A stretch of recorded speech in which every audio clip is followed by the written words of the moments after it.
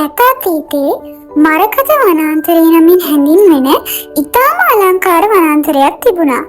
එම වනාන්තරයේ ගස් කොළන් හැම විටම කොළ පාටින් දිදුළු අතර මල් වර්ග දේදුන්නේ වර්ණවලින් පිපී තිබුණා. මේ වනාන්තරයේ මැද තිබුණේ පුංචි එහෙත් අතිශයින් දීප්තිමත් තරු කුමරියගේ මාලිගයයි. තරු කුමරියගේ නම මිහිලා. ඇය සාමාන්‍ය කුමරියක නෙවෙයි. ඇගේ ලස්සන සිහින් පියාපත්වල තරු දූවිලි පැවරුණු පුංචි තරු රටා දිලිසුණා. මිහිලා කතා කරන විට ඇගේ කටහඬ පුංචි සීනුවක නාදය වගේ මිහිරි. ඇය මරකත වනාන්තරයේ හැම සතෙකුටම සහ ශාකයකටම ආදරය කළා. මිහිලාගේ හොඳම මිතුරිය වූයේ සඳලි නම් වූ පුංචි කිරිල්ලියක්. සඳලිගේ පිහාටු සුදු බලාකුළු වගේම මෘදුයි. ඇය හැමදාම උදේට මිහිලාගේ කුටියට පියාඹා ඇවිත් මිහිරි ගීත ගායනා කළා.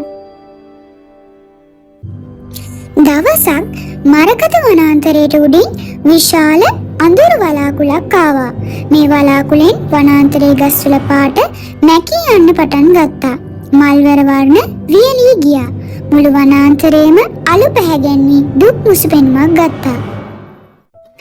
මිහිලා මේක දැකලා ගොඩාක් කම්පාවට පත් වුණා.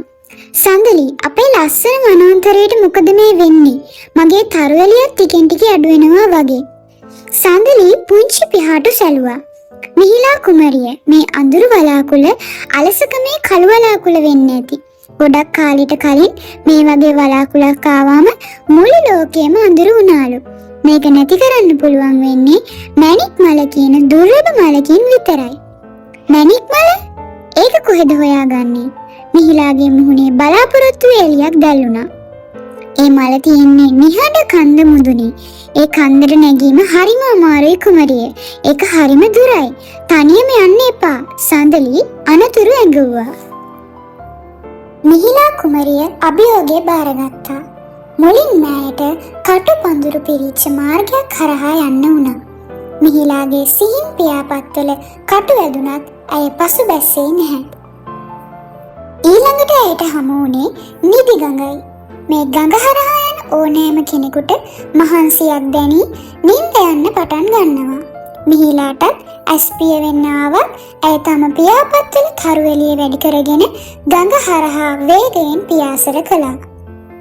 අන්තිමට ඇය නිහඬ කන්ද පාමුලට ආවා. කන්ද මුදුනේ අඳුර වලාකුළකින් වැසී තිබුණා. මිහිලාට කන්ද නගින්න උදව් කරන්න පුංචි සත්තු ටිකක් ඉදිරිපත් වුණා. ඒ පුංචි මීයෙක් සහ වේගවත් හාවෙක්. ඔන්න ඉතින් මේ මීයගේ හාවගේ උදව් ඇතිව මිහිලා කන්ද නගින්න පටන් ගත්තා. අවසානයේදී ඔවුන් කන්ද මුදුනට ළඟා වුණා. මුළු ලෝකෙටම තියෙන අලංකාරම මල එතන තිබුණා. ඒ තමයි මැණික් මල. මල පුංචි ඒත් හරිම දීප්තිමත්. එහි පෙති සත් වර්ණයන්ගෙන් දිදුළු අතර මල මැදින් රන්වන් එළියක් විහිදුණා. මිහිලා මල කඩා ගත්තා. මල කඩනවත් එක්කම ඒකෙන් හරිම බලගතු රන්වන් එළියක් පිට වුණා. ඒ එළිය අඳුරු වලාකුළ දෙසට ගියා. අලසකමේ කළු වලාකුළ මැණික් මලේ දීප්තිමත් එළියට ඔරොත්තු දුන්නේ නැහැ. ඒ කුඩා කැබලි වලට කැඩි මීදුමක් වගේ වාතලයේ අතුරුදහන් වුණා. වලාකුළු නැති වුණු විගසම වනාන්තරයේ ගස් කොළන් ආයෙත් කොළ පැහැගැන්වුණා. මල් වර්ග කලින්ට වඩා දීප්තිමත් වුණා. මිහිලා මැණික් මල නැවතත් සිටෙව්වා.